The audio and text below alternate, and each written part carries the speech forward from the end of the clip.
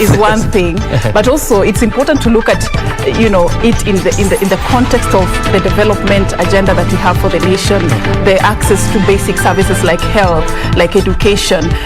As we grow, are we also looking at how we are availing such, you know, basic services to our population? So we'll be talking about population and development and what needs to be done so that these two run, you know, in a way that can actually is sustainable for our generation. And I'll be having that very important conversation with Dr. Bernard Onyango. He's a senior researcher and policy analyst at the African Institute for Policy Development later on in this program. Absolutely. We'll be interested to know whether it's government that missed its target, or rather the counting on census, or what has happened within this 1 year to get a 7.7 million additional population from what the government announced. But that will come up later. But for now, let's have a look at the highlights.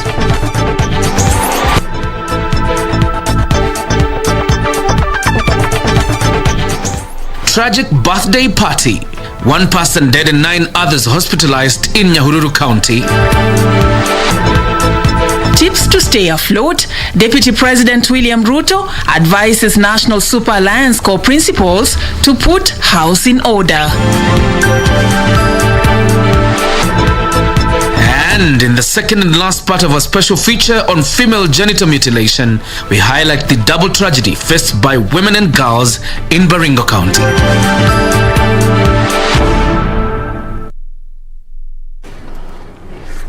Welcome to this broadcast, and Byron Aboli is our sign language interpreter. Remember, you can interact with us in case you have any question, any comment with regards to the conversation we'll be having later on the World Population Day. Feel free to do so at KBC Channel 1. The hashtag is Sunday Express. All right, my name is John Jacob Kioria. Welcome to the bulletin at Kioria at KBC Channel 1 at Serfine _Achieng. You can also talk to us on those handles. We begin on a sad note tonight, and 1 person has been confirmed dead and 9 others admitted at the Nyahururu County Referral Hospital in critical condition after reportedly consuming adulterated liquor in Nyahururu town early today.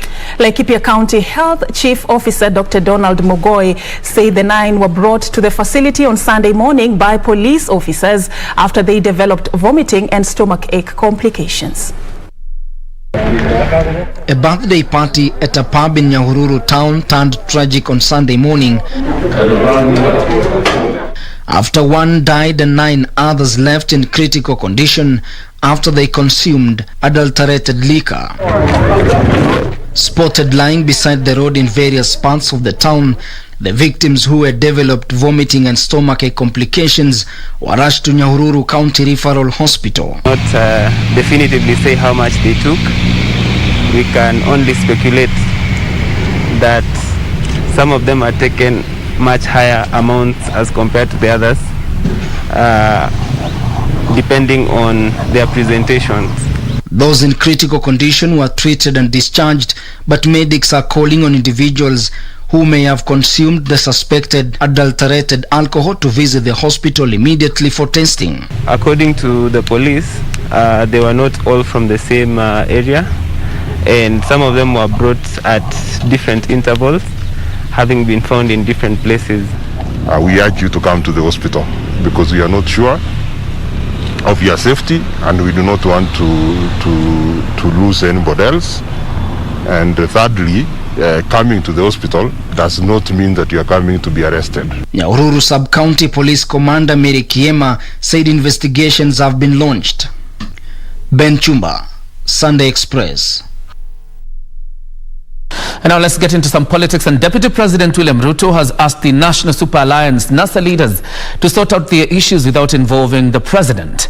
The Deputy President said the president has very demanding responsibilities of serving more than 45 million Kenyans and not just a few leaders. This as Wiper Party leader Kalonzo Musyoka and his ANC counterpart Musalia Mudavadi separately insisted that NASA unity was a gone case. The Deputy President attended Sunday service at the New Breed City Chapel, Kiambu Road, and African Holy Ghost Christian Church, Huruma, Nairobi County. It's here where Ruto said the opposition has wasted the president's time pushing for constitutional amendments to serve their political interests.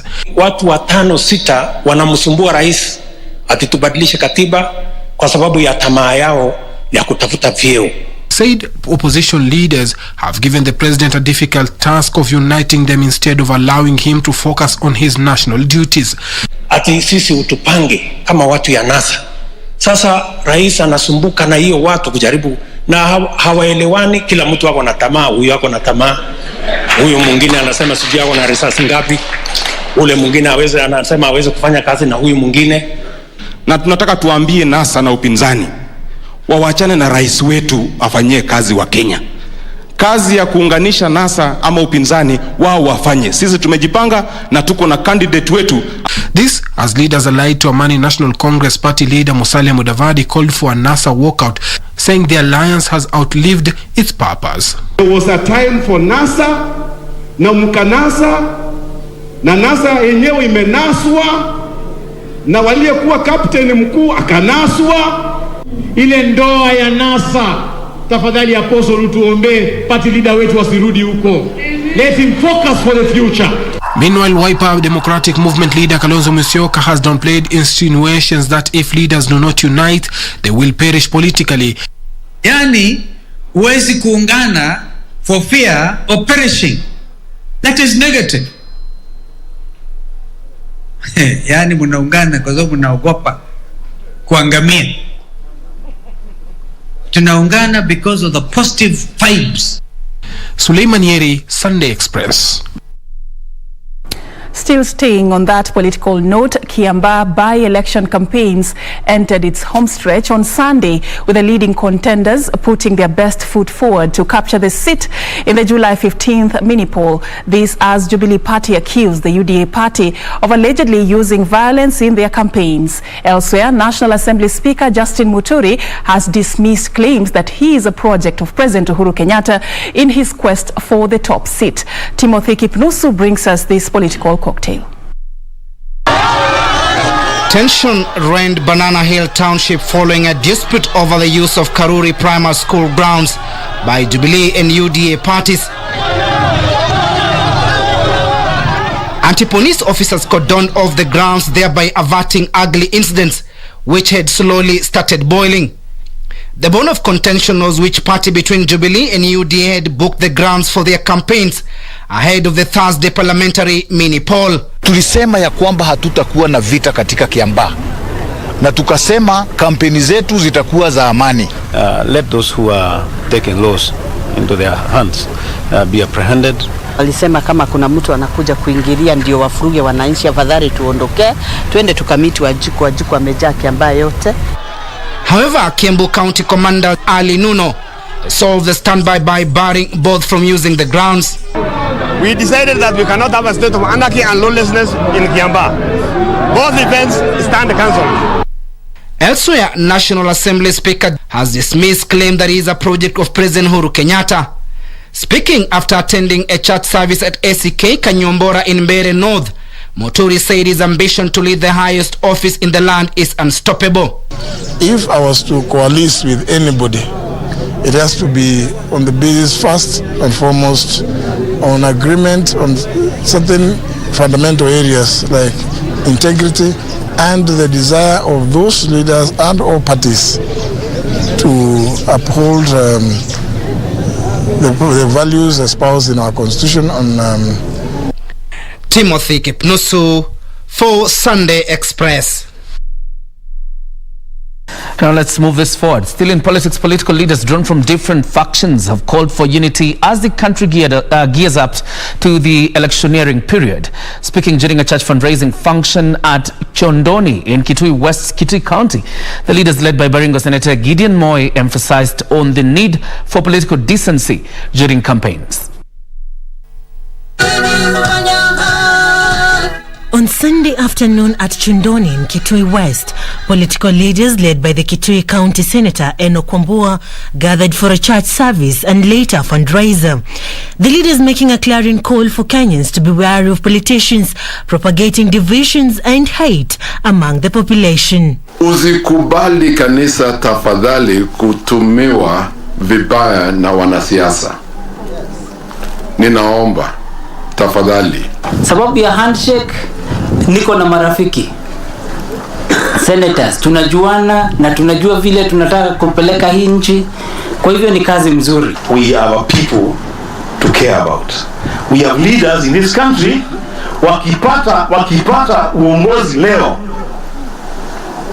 a lot of people will start thinking about going on exile. Also, other matters on political references were made. For Raila to have come to a meeting, that was not right. It wasn't right. Now, because there will be other functions coming, the president will be coming huku pande ya Kitui, mimi naomba kwa heshima kabisa, tafadhali baba, wewe usikuje, wacha tu sisi tuongea, si ndio? Tuombe kwamba Mungu ashike roho ya majaji wakati ya BBI. So wakati ya BBI Mungu ashike roho yao, tupate hata sisi BBI endelee.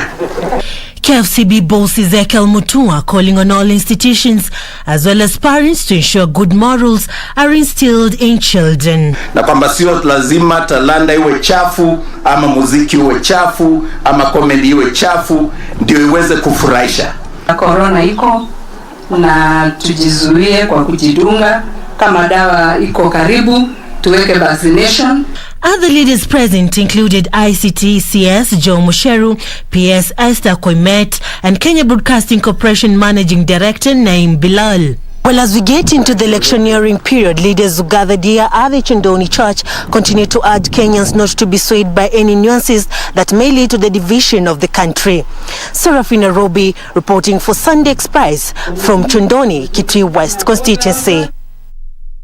Thank you, Serafina, for that report. Now, away from politics to matters COVID-19, Kenya's COVID-19 positivity rate remains above 5% after the country recorded 241 new infections in the last 24 hours. According to the Ministry of Health, the viral rate now stands at 8.1%. From the latest figures, 222 are Kenyans, while 19 are foreigners. The youngest patient is a 6-month-old baby, while the oldest is aged 93. One person succumbed to the deadly disease between Saturday and Sunday, while 1,401 others recovered. So far, the total number of fatalities and recoveries stands at 3,722 and 179,520 respectively. Meanwhile, a total of 1,539,087 vaccines have been administered across the country.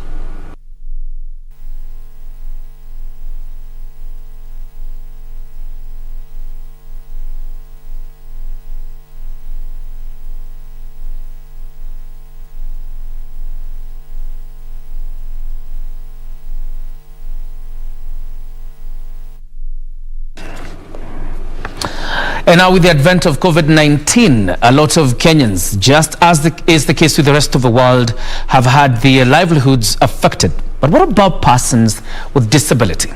Our reporter Ruth Wamboi sought to find out the challenges this group is facing in the midst of the pandemic. Here now is her report.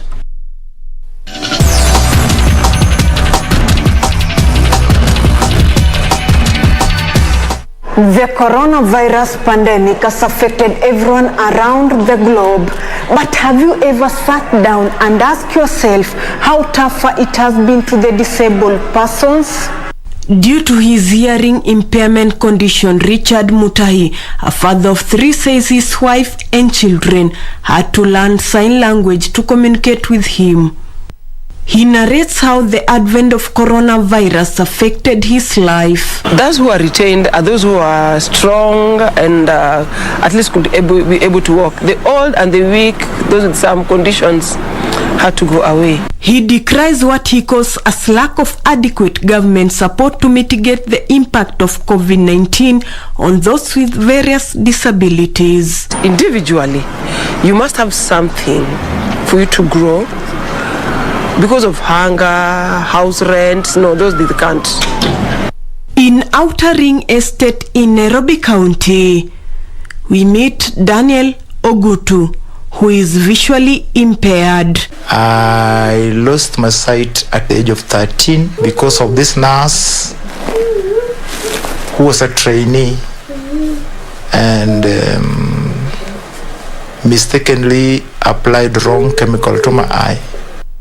Like many people with disability, he received the news of corona being in the country with shock.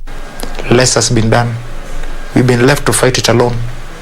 But other countries, they prioritized their disabled. He's not somebody who is sitting now because I'm in this condition and no church, no time comes with something and we make it as a family. Imagine getting a disability at another stage in your life and you have to cope. Then a pandemic strikes. This is the story of James Kimani. He remembers the ordeal like yesterday. It's not easy. I've never thought to myself so something like this would ever happen to me. Kila kitu yangu iliisha.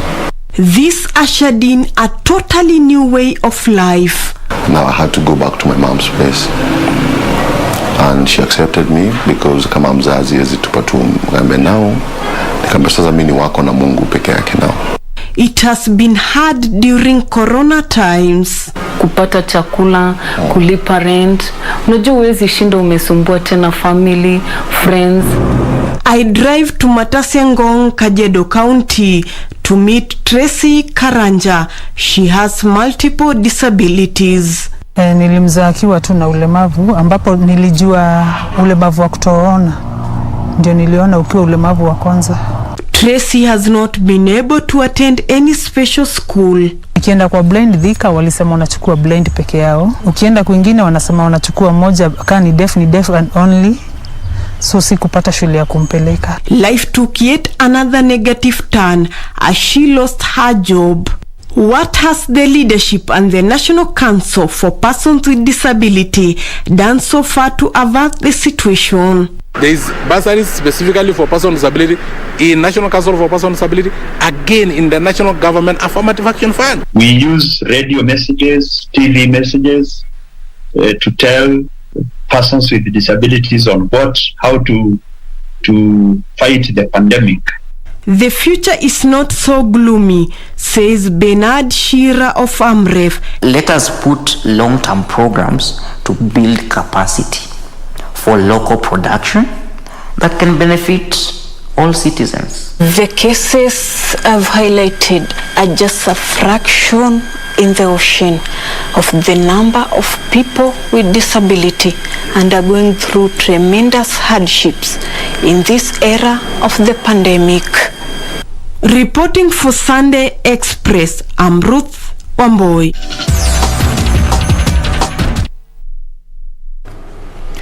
Ruth Wamboi, nice storytelling there. Quite interesting, interesting, and probably we've not taken time to think about this group of people who are largely disadvantaged by life itself, even when it is normal. And now that everything is abnormal, we still have not thought really properly quite the way it should be about this group of people. Yeah, sure. Yeah. We celebrate each and every one of them who are really beating all odds to survive during this particular pandemic that has hit us hard, all of us in the entire globe. Thank you, Ruth, for that particular report. That story takes us to another break right here on KBC Channel 1. We are coming back with much more. Remember that conversation on World Population Day. We'll be discussing population and development in just a bit, so stay with us.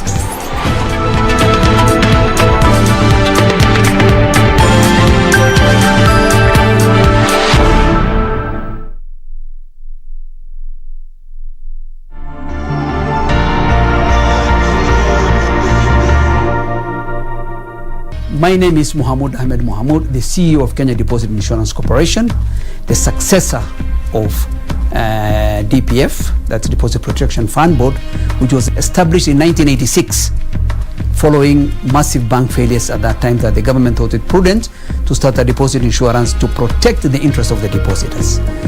DPF had a limited mandate of providing deposit insurance when a bank fails and acting as a liquidator when they are appointed liquidator by the Central Bank of Kenya once an institution fails. And then by 2008, the idea was mooted now to expand the mandate of DPF because of also the financial growth in our country. And that is when the idea of KDIC came up, following assessment by the World Bank consultants. Then the act was created and then the act was enacted in 2012 by our parliament, now giving birth to KDIC. Be sure, check out for a KDIC sticker in your banking hall. KDIC, protecting your deposits.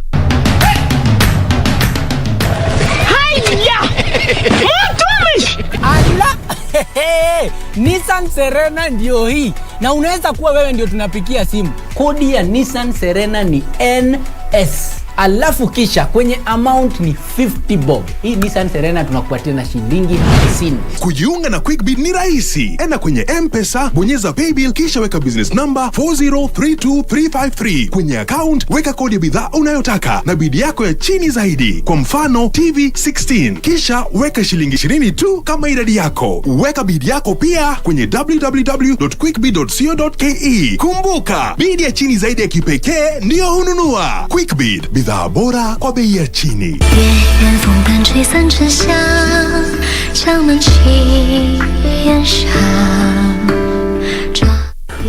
The lush pasture in the north will be the new home for these 10,000 warhorses. The man you want me to get rid of would be Prince Jin, correct? Although he may suspect me somewhat, now our priority is to ease all of his suspicions.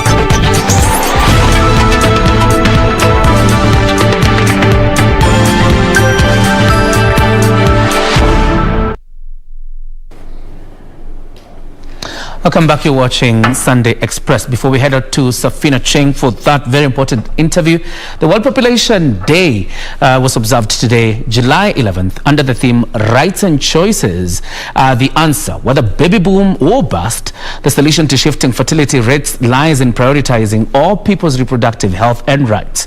In Kenya, national celebrations were held in Majengo, Kajiado County.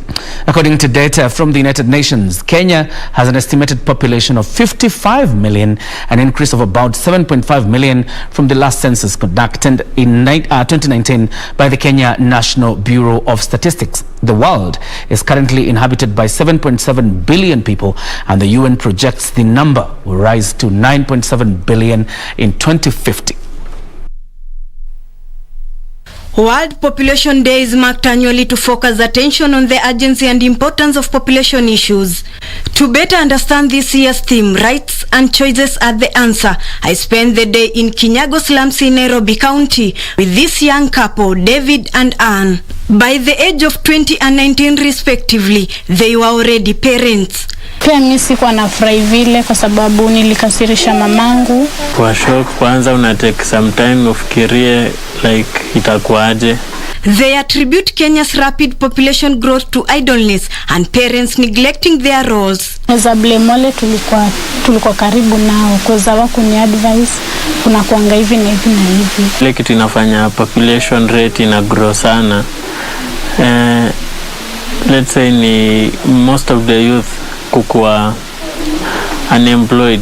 Violet Mbiti, a sexual reproductive health expert, while noting teenage pregnancies have increased during the COVID-19 pandemic, says there is need for concerted efforts in curbing the menace. Wait and have it at the right time.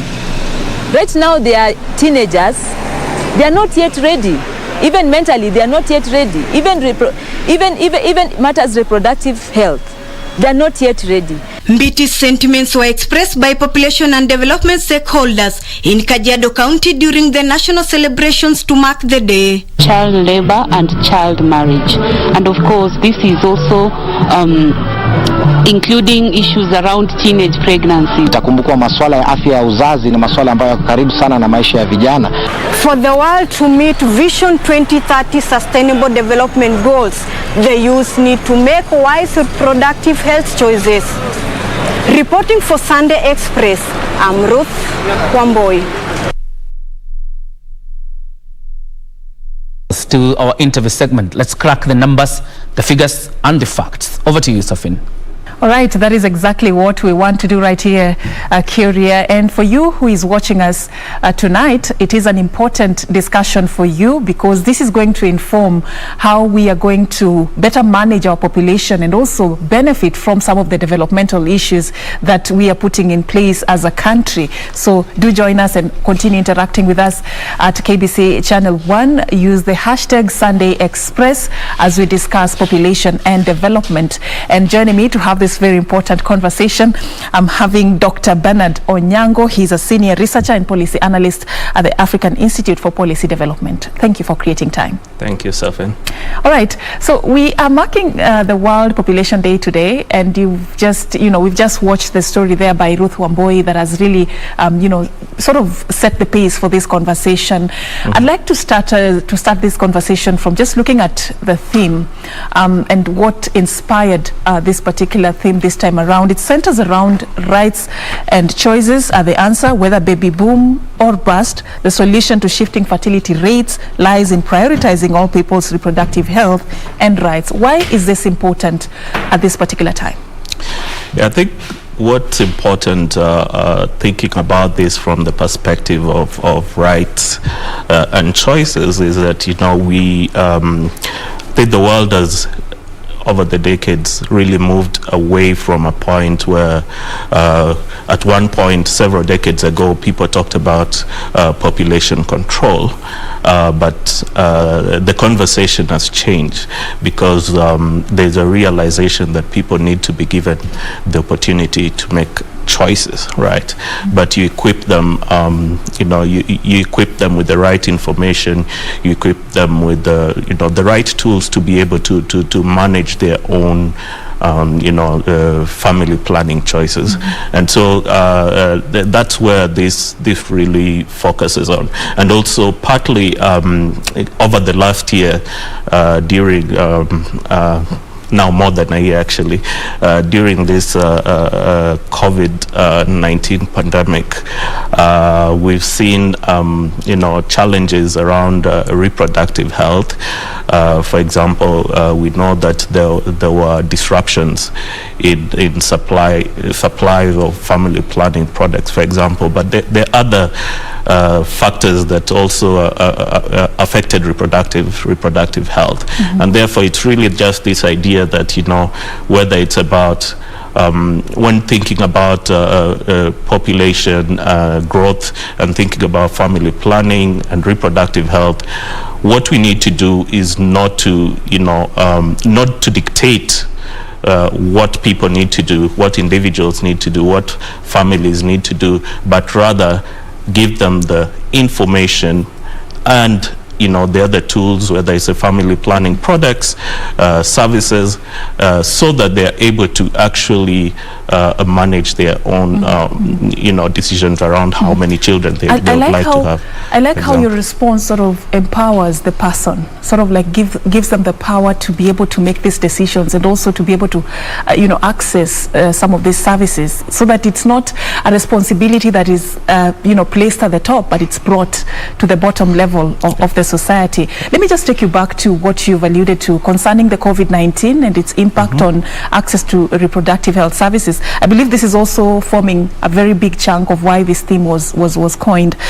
I don't know, how you'd interpret what impact this has been, and how long are we going to take as a country before we can actually come out of this particular, trend? I mean, it's not easy to say for sure. I think we all have to realize that COVID-19 has had immediate impacts, but also it will have long-term impacts.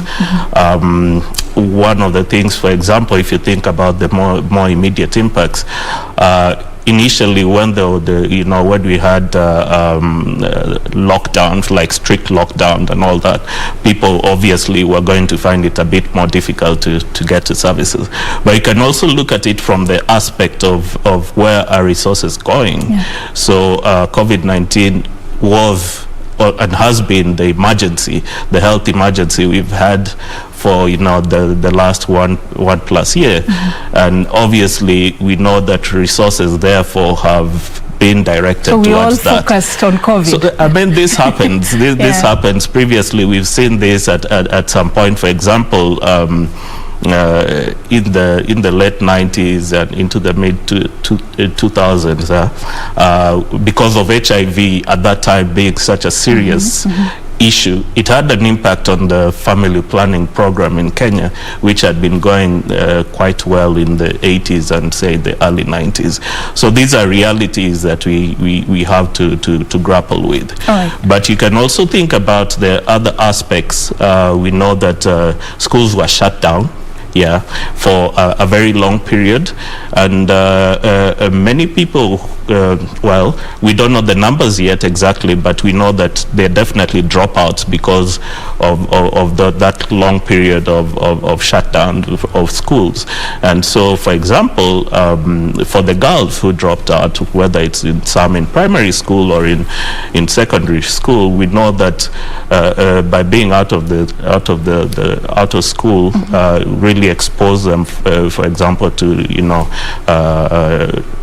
early pregnancies or child pregnancies. Does this explain the surge in teenage pregnancies during this particular time? Is it related to, the disruption of access to possibly. I think, more analysis has to be done. Exactly. I mean, we've done previously a bit of analysis on the numbers last year and early this year, and in some counties, the numbers are more or less at a similar level for a comparable period previously, but in other counties you see maybe there are more numbers, and obviously there's still more analysis going to be done, and that's why I'm saying that the longer term impacts of COVID-19 are not going to be apparent immediately, but we can see the direction. Okay, looking forward to that. Bernard, let me take you to the numbers now, because we want to read in between these particular numbers, and projections from the United Nations, like we even showed in our story earlier, are that the world population is projected to reach 8.5 billion in 2030 and to increase further to 9.7 billion in 2050 and 11.2 billion by 2100. And according to the United Nations, once again, more than half of the global population growth between now and 2050 is expected to occur in Africa. I want to ask you two questions in this particular trend. What is unique about Africa to justify this projection?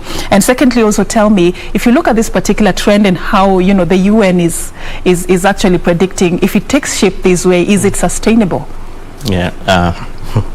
I think that's a very good question. There's no doubt that Africa is going to be contributing to most of the increase over the next few decades, and that's particularly because what we call the fertility rate, or the average number of children a woman has, is actually much higher in Africa than the rest of the world. If you look at the global average, it's about 2.5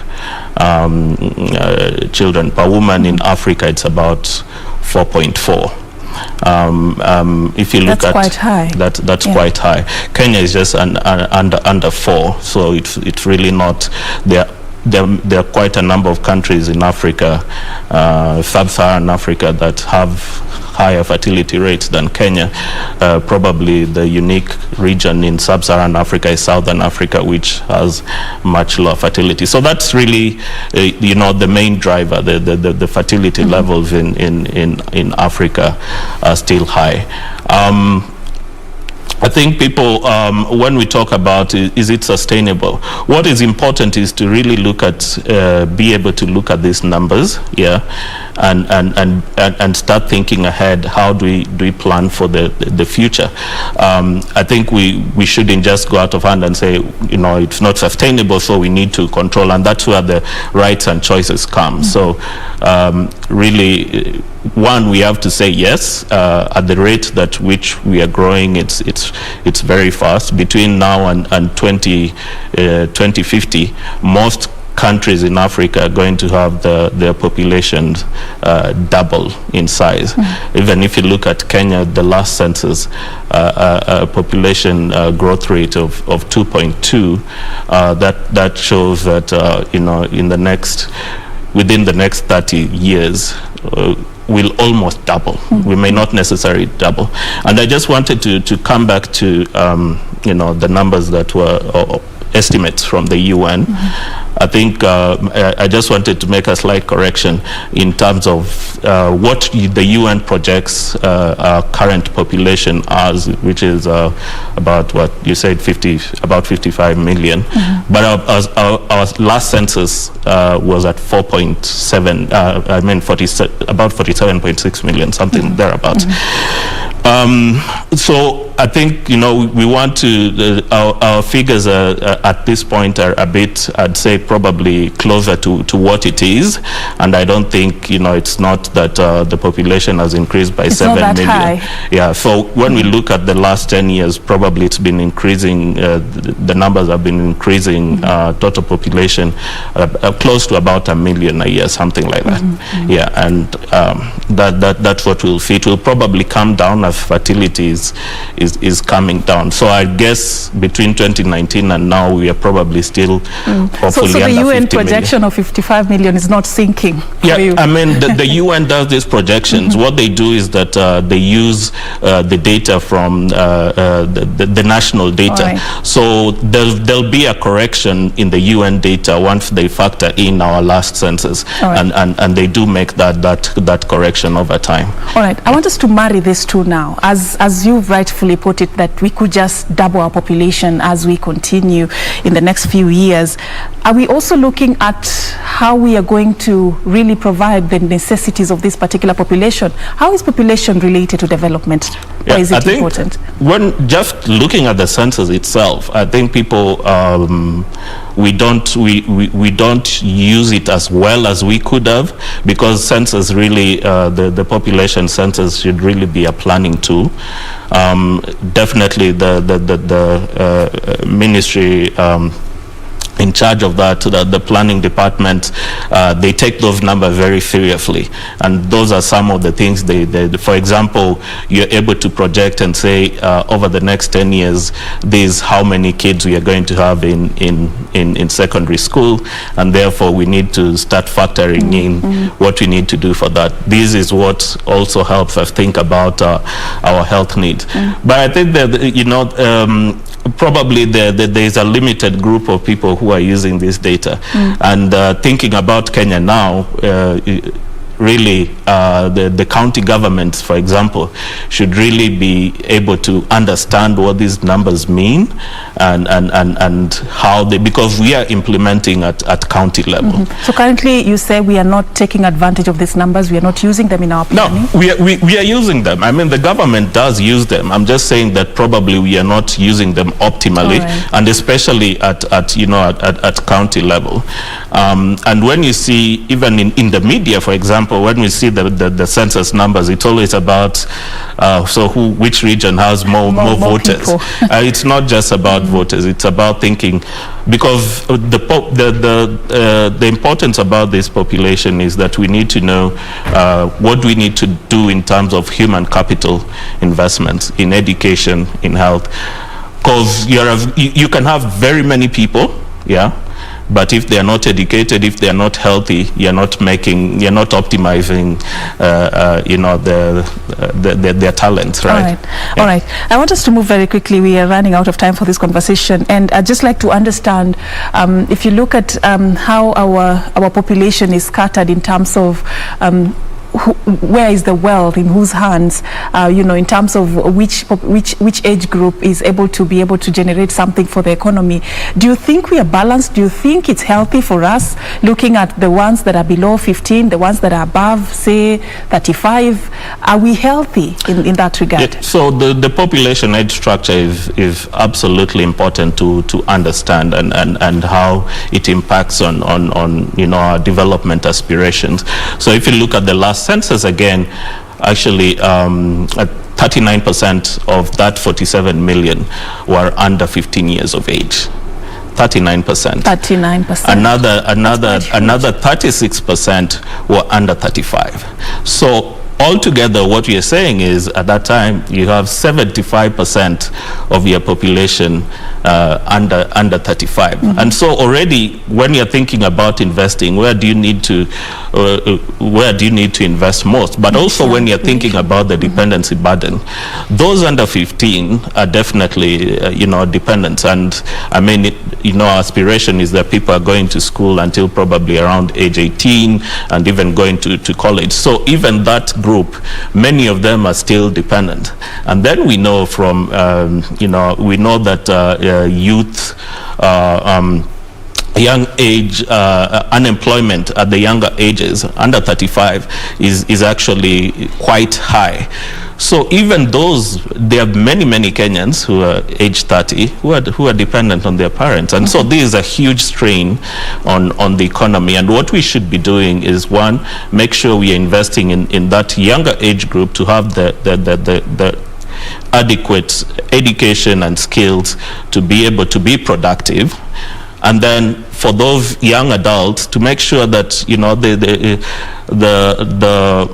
we have employment opportunities for them. Yeah. All right. And so in that case, then you can say, yes, we have a young, vibrant population that is productive. But for Kenya and for many African countries at the moment, we are saying, yes, we have this very young population, but very many of them are dependent, and it's a huge strain on the economy. Have we failed our young people? That's a question we need also to be asking ourselves going forward, which is coming out very strongly. Currently, we have about 27.8% of the population in the urban area. This is related to population and how fast it grows. I want you to talk about urbanization and population and whether we have hit it when it comes to planning for this population that is increasingly moving to the urban areas. Yes, so I mean there are two things. One, there's a population that's moving from rural to urban areas, and we know, for example, in this country, right after high school, a lot of people move to Nairobi because that's where opportunities have been in the past. With this, with devolution, we thought that we are going to start seeing, but even that, still it's happening. I mean, even in the counties, there's still a movement to the county headquarters. But the other thing is, already there's a large young population in Nairobi, who the young people are going to have families, so that also increases the number of people in urban areas. What should inform the planning? Which should inform the planning, and we definitely, I mean, it is obvious that we haven't done a very good job in terms of really executing on urban planning to deal with this growth rate, and it's going to get much higher by 2050. Probably, we'll have more than half of the population living in urban centers, and so the question is, if you don't execute that, implementing your urban plan to take care of this population, then again you're not maximizing their potential, and their quality of life is not good. If people are living in informal settlement, their quality of life is not, it's not good, right? And so we could do better. We can definitely do better when it comes to urbanization. Wow, unfortunately we've run out of time for this very important conversation, but as you're parting short, as we mark the World Population Day, what is that fundamental issue that you think we should put on this particular table as we discuss our population management going forward in the Kenyan context? So I think the key thing is just to think about, what are the investments we are making in our population so that we can maximize on the potential. Whatever we do at this point, even if we decide to have smaller families, I've told it 75% of the population is under 35. So whatever we do, our population is going to grow. Even if we decide now to have families, decide to have 1 or 2 kids, but because already there is this huge pool of young people and they'll have families, we can expect to see definitely over 60 million by 2050, probably over 70 million by 2050. We are going to hit over 70 million. The UN actually thinks closer to 90. It's usually a little bit, a little less than that. And so what's important is, what are we doing to invest in human capital development and opportunities for these people for them to be able to maximize their potential and give a boost to the economic growth. Okay. Dr. Bernard Onyango, thank you for coming and sharing your insights with us. He's a senior researcher and policy analyst at the African Institute for Policy Development. Tonight we were discussing population and development as the world is marking the World Population Day. Now you know the decision and the choices are in your hands. You have the power to decide. You seek the opportunities, you seek the services, make a decision about how many children you want to have. It will go a long way in informing so much in this particular society. We are just going to be taking a very short break right now. We're coming back with much more. Please don't go too far.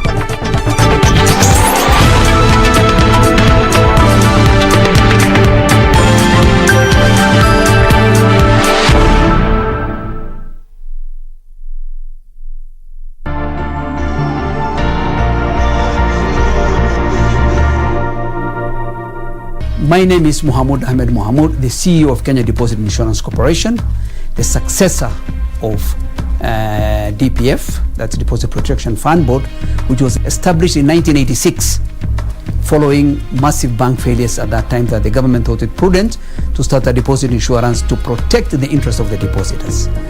DPF had a limited mandate of providing deposit insurance when a bank fails and acting as a liquidator when they are appointed liquidator by the Central Bank of Kenya once an institution fails. And then by 2008, the idea was mooted now to expand the mandate of DPF because of also the financial growth in our country.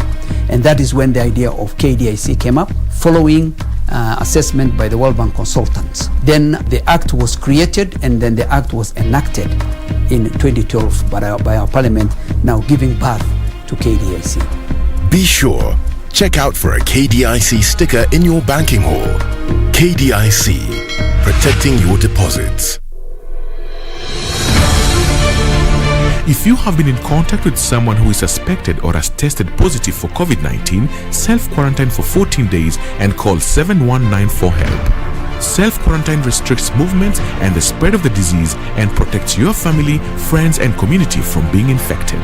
During self-quarantine, you are advised to stay in a separate room, disinfect surfaces and clothing with appropriate disinfectant, avoid sharing household items, including utensils, towels, and beddings, do not receive visitors, wear an appropriate face mask if you must be around other people. COVID-19 is preventable. Protect yourself, family, and the community. This message has been brought to you by the Government of Kenya and its partners.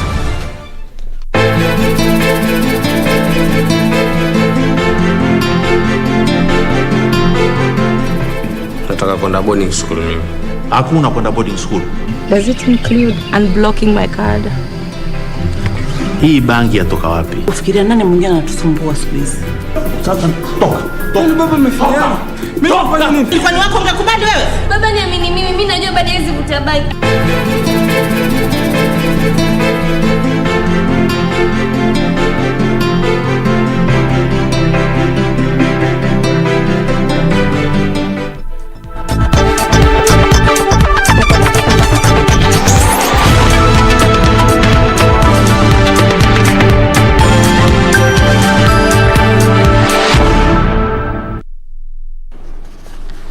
Welcome back. You're watching Sunday Express. The closure of schools during lockdowns imposed to curtail the spread of COVID-19 may have presented an opportunity for female genital mutilation to thrive. Girls were left exposed with nowhere to run to, as rescue or safe houses were also closed and anti-FGM crusaders movement hampered. Serfine Achieng brings you the double tragedy women and girls face in Baringo County during the deadly COVID-19 pandemic.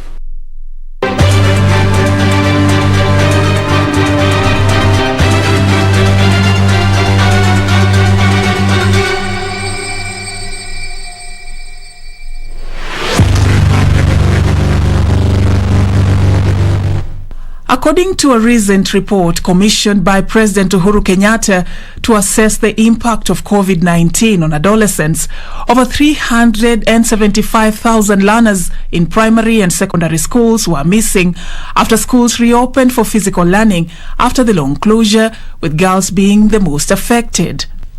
So where are our children? I needed answers, and so I took a trip to Baringo County, a county that is still caught up in the war against female genital mutilation, an outlawed cultural practice that is linked to early marriage and cases of school dropout, a vice that is said to have been exacerbated during the COVID-19 lockdowns when the world went silent. Florence Lamariwo is a head teacher of Chemolingot Primary School in Tiati constituency, which doubles up as a rescue center for girls escaping from the retrogressive cultural practice. The center, she says, was drastically affected by the COVID-19 containment measures. 16 March 2020 was a difficult time for me because they were saying that we close all the schools. I went to approach the DC. He told me, Madam, directive from above. I stay in the school for 1 week with the children, not knowing what to do. They are crying that now it seems we are going back to the same problems. Woi, inamaanisha ile uvumilivu tumevumilia hapa imeishia hapa. Kaambia Mungu hako. I went back to the church, kuongea na pastor na wamama wale tunashiriki AIC, wamama wa Full Gospel, tukaambia let us share these children. Several campaigns have been mooted nationwide in a bid to end this harmful practice thinly veiled in culture, but not all actors share in the same vision. Sometimes when a chief brings those culprits which are doing the cut, they don't take any action that will make us to see that they say, we don't want a lot of blames. The MCA won favor from the community. If he will interfere, who will vote him? And when I ask her if Kenya can achieve its target of ending FGM by 2022? 2022 is not attainable to end FGM in all the communities that are occurring, because most of these meetings are just happening in big hotel. People discuss and go back. Have not seen anyone doing anything around. As she calls for an immediate change of strategy, it's her personal conviction that the value of education in winning the war against FGM cannot be underestimated. The value of education is very important. It will give you enough power to live anywhere in the Republic. You are not born to be married by a Pokot. You can marry anybody within the Republic, within the planet. According to a UNICEF 2020 report, 4 million girls and women in Kenya have been silenced through FGM. It is time to make those voices heard. It is time to stop this cruel cut. For Sunday Express, I am Serfine Achieng Oma.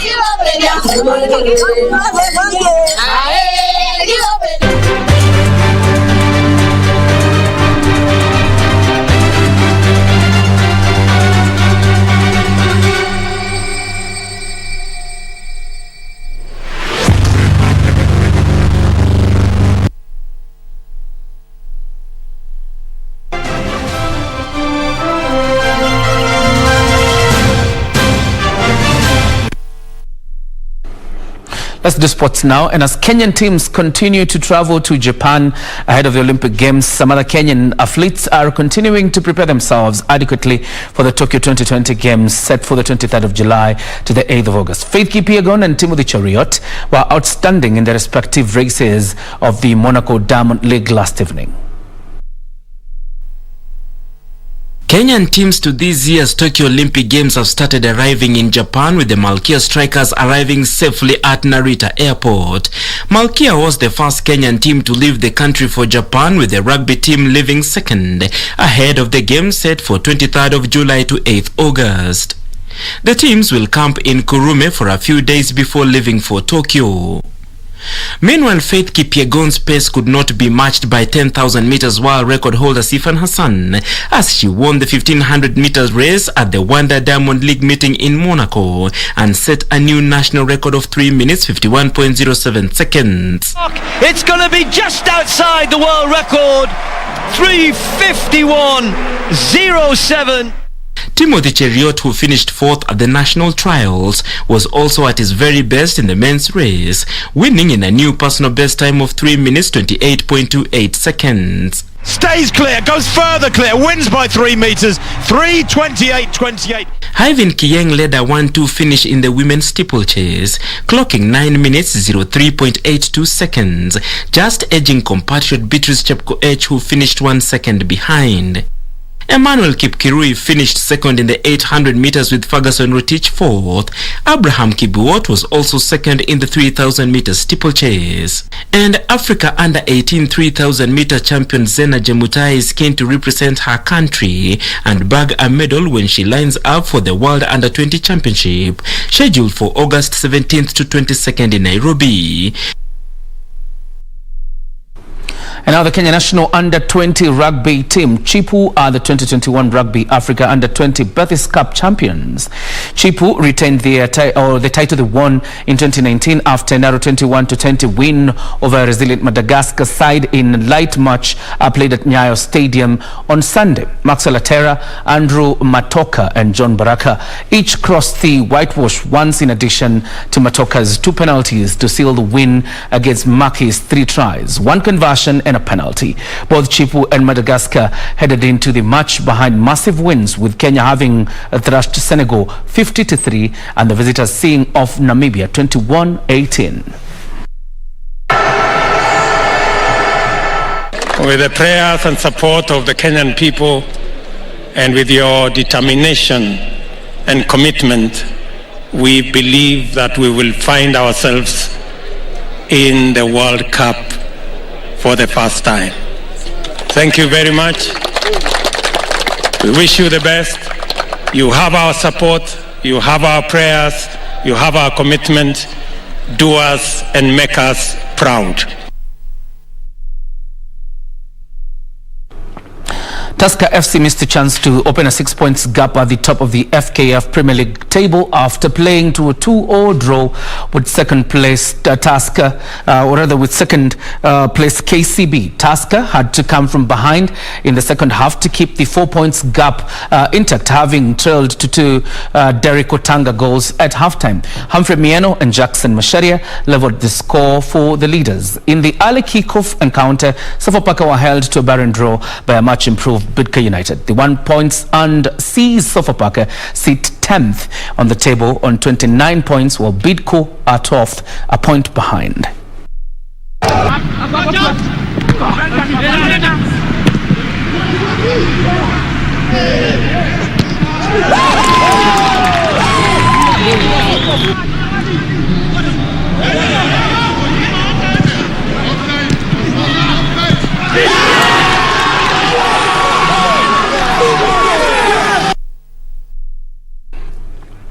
Let's focus on a big game tonight. In England, boss Gareth Southgate has urged fans to roar his side to victory when they face Italy in tonight's Euro 2020 final. Southgate's team will become the first 3 Lions outfit to lift a European championship if they win at Wembley. England have not won a major men's tournament.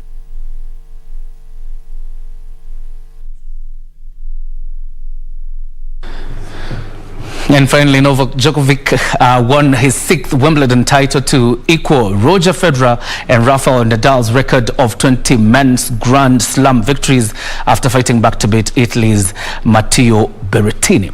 The 34-year-old Serb won 6-7, 6-4, 6-4, 6-3 in front.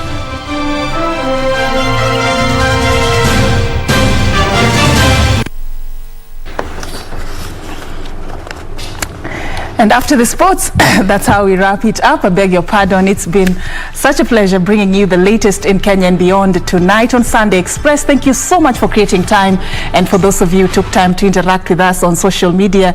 Ruth Peter, thank you so much for your feedback. Appreciating Daktari there, learning a lot and saying he's quite informative in sharing on population and development. All right. Thank you very much, Ovio, for your time, and always trusting KBC Channel 1 to bring news to you and wonderful programming. Indeed, Kenya is watching. My name is John Jacob Kioria.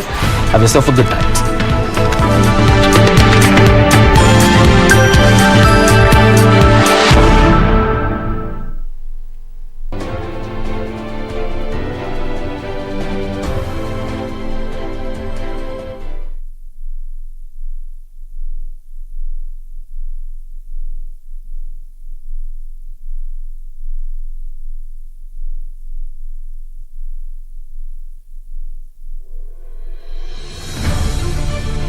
Virusi vya korona huenea unapokaribiana na mtu aliyeambukizwa kupitia matone, haswa wakati anapokohoa au kupiga chafya, na pia kwa kugusa sehemu au vifaa vilivyo na virusi hivi.